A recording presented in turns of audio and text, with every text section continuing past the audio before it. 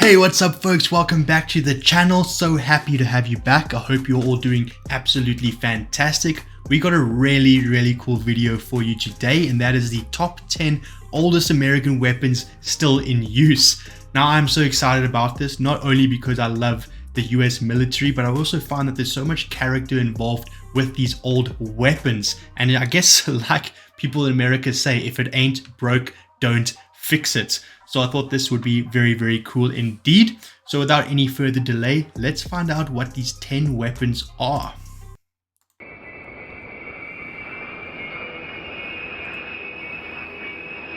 Beautiful image. These are 10 of the oldest weapon manufacturers in America still use today. Let's go, baby. As far as weapon systems are concerned, having the best available can be key to success on the battlefield. Absolutely. But with rapid changes in technology, some weapons come and go rather quickly. Other times, weapons are so well designed and so effective, they stay in service for decades. Those watching now, can you take a guess for some of the weapons that might feature on this list? I'm not gonna lie, I have no idea. You know, I know the F-15 Eagle, you know, that was made around 1972 or so, and I know that's still flying today. And I know the M14 Rifle is very old indeed as well. So maybe those two might feature, but I'm not sure.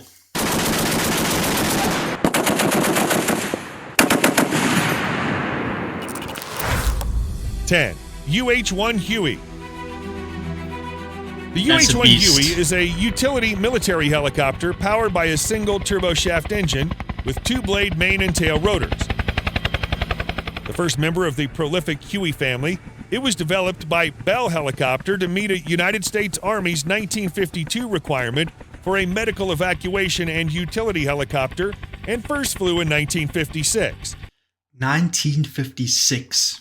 They were able to create that absolute beautiful piece of technology. Unbelievable. It's crazy to think how early American ingenuity, you know, started, because that does not look like it was made in the 1950s, let me tell you. The UH-1 was the first turbine-powered helicopter to enter production in 1960 for the United States military, and more than 16,000 have been built since. The UH-1 was originally designated HU-1, hence the Huey nickname, which has remained in common use despite the official redesignation to UH-1 in 1962. The UH-1 first saw service in combat operations during the Vietnam War with around 7,000 helicopters deployed. Wow.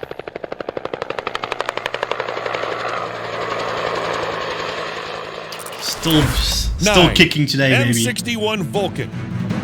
What a The beast. M61 Vulcan is a hydraulically, electrically, or pneumatically driven 6-barrel, air-cooled, electrically fired Gatling-style rotary cannon, which fires 20mm rounds at an extremely high rate, typically 6,000 rounds per minute.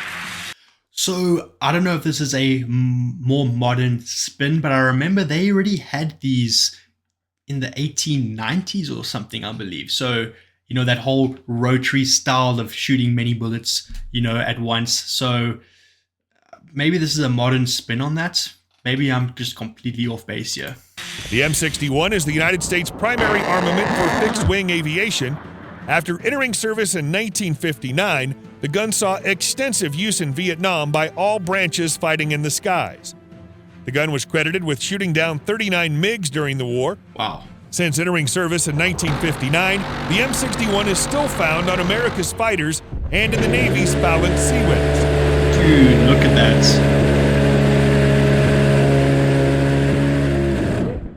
That's crazy. 8. M14 Rifle. The Let's M14 go. Rifle, Let's officially go. the United States Rifle, is an American select-fire battle rifle that fires 7.62 by 51mm NATO ammunition. It became the standard issue rifle for the U.S. military in 1959, replacing the M1 Garand rifle in the U.S. Army by 1958, and the U.S. Marine Corps by 1965, until being replaced by the M16 rifle beginning in 1968. The M14 rifle remains in limited service in all branches of the U.S. military, with variants used as sniper and designated marksman rifles, accurizing competition weapons, and ceremonial weapons by honor guards, color guards, drill teams, and ceremonial guards. M14 is a classic. Oh my goodness. Beautiful gun. 7. KC-135 Stratotanker. The Boeing KC-135 Stratotanker is a military aerial refueling aircraft that was developed from the Boeing 367-80 prototype alongside the Boeing 707 airliner. Wow. It is the predominant variant of the C-135 Stratolifter family of transport aircraft. The KC-135 entered service with the United States Air Force. I just love looking at all those damn dials. You know, in my family, they're very into classic cars. And the one thing I love about, classic cars is when you have like the wooden dashboard with all the manual dials and everything like that. I don't know, guys. I'm a sucker for the old times. I feel like I was just born in the wrong era. I just love looking at dials. I love looking at more mechanical objects rather than automatic electrical objects. So, this is definitely the video for me, I must say. In 1957, it's one of the 6 military fixed-wing aircraft with over 60 years of continuous service with its original operator. The KC-135 is supplemented by the larger KC-10. Studies have concluded that many of the aircraft could be flown until 2030, although maintenance costs have greatly increased. Yep. The KC-135 is to be partially replaced by the Boeing KC-46 Pegasus. That's another question that I was going to have, is that although these are old designs, are they constantly being manufactured, or are they simply being maintained for this long? That's a whole different beast. If these machines are simply being maintained for that long, then that's truly testament, to the quality at which these were built in the first place. 6. M60 Machine Gun. Oh yeah, adopted in another 1957 as the U.S. military's general-purpose machine gun, the M60 actually borrowed liberally from the German MG42 machine gun speed system, while it also used the operating system of the FG42. The result was a gas-operated, air-cooled, belt-fed 7.62mm machine gun that was technically a crew-served weapon, meaning a team of 3 would transport, load, and fire it, but it could still be handled by a single soldier. Meant to replace both the M1918 Browning automatic rifle and the M1919 A6 Browning machine gun, beauty. The M60 was introduced in 1957 and was perhaps the best Cold War-era general-purpose machine gun. 5. B52 Strat Fortress. Wow. The Boeing B52 Strat Fortress is an American long-range subsonic jet-powered strategic bomber. The B-52 was designed and built by Boeing, which has continued to provide support and upgrades. It has been in service with the United States Air Force since the 1950s. The bomber is capable of carrying up to 70,000 pounds of weapons and has a typical combat range of more than 8,800 miles without aerial refueling. For more than 66 years, B-52s have been the backbone of the strategic bomber force for the United States. The B-52 is capable of dropping or launching the widest array of weapons in the U.S. inventory. Updated with modern technology, the B-52 is capable of delivering the full complement of joint-developed weapons and will continue into the 21st century as an important element of our nation's defenses. The Air Force currently expects to operate B-52s through 2050 and be replaced by B-21 Raiders. Guys, that airplane was developed in the 50s.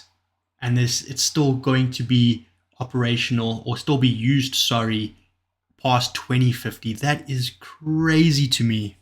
4. If it ain't broke, don't fix it. The M2 Machine Gun.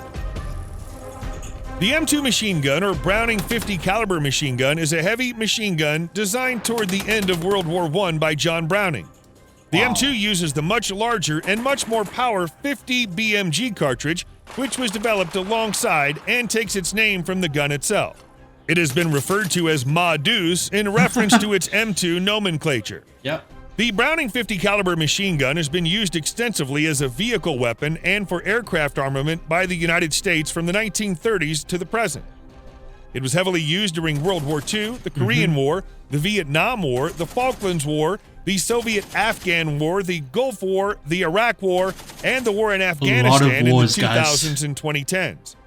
It's the primary heavy machine gun of NATO countries and has been used by many other countries as well. It's a machine gun! Machine gun! Guys, I don't know if you also find enjoyment of this, but I love seeing the camaraderie that exists between men of the armed forces. You see it typically within the American armed forces. There's such a patriotic bond between these great men, but you also see it, I guess, with, you know, armed forces all around the world. But I typically see it with the American military. I just love to see that camaraderie between guys. They obviously go through a lot together, and yet they're still able to find time to crack jokes and enjoy a laugh with each other every now and then. I just love to see it.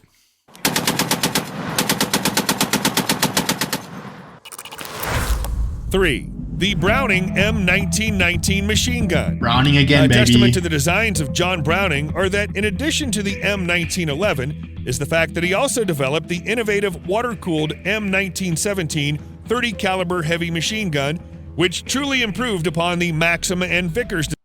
There's one thing we know about Browning. He is an absolute legend when it comes to the design of weapons. My goodness, his name is all over everything, baby. Designs that were used during the First World War. But he didn't stop there. He then improved his own design with the M1919 Browning, an air-cooled medium machine gun.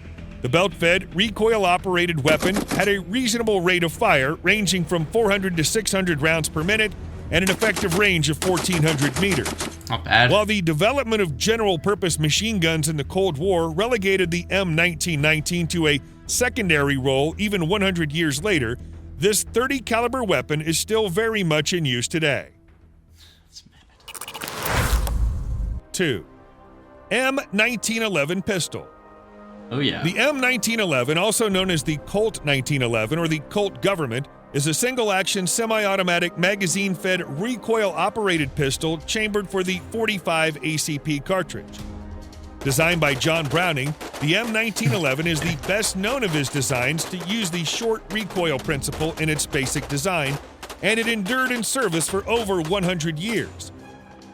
The pistol became an icon for its strength in battle and by those who used it.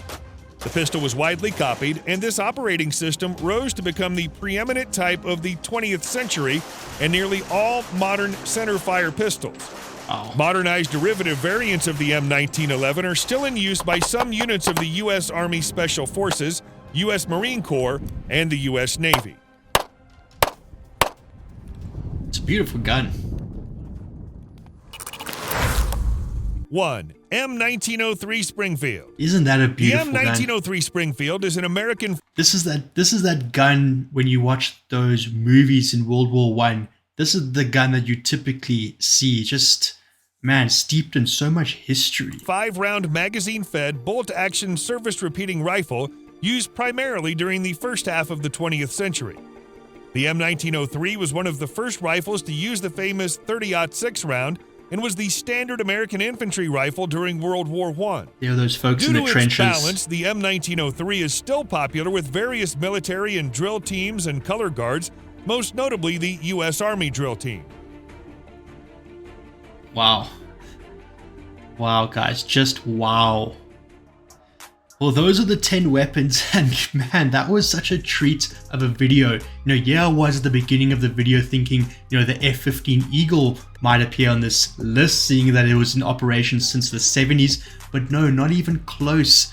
The 10th weapon on this list was developed in the 50s. The last weapon on this list was developed during World War I, guys. It's 100 years ago. That is just testament to the American ingenuity that existed still in the early 20th century. Wow, unbelievable. And I just love these type of videos. You know, I'm a guy that just likes to see analog type things. You know, I'm born in the wrong era, so you know, seeing these type of videos definitely puts a smile on my face. And you know, if you enjoyed this video as much as I did, I definitely appreciate it if you like the video and subscribe to the channel. It definitely helps a lot. But yes, folks, keep those recommendations coming. You know, as the more videos you recommend, the more videos that I can turn out. But that's all I have for you today. So until next time, I hope you have a good one. I will see you when I see you.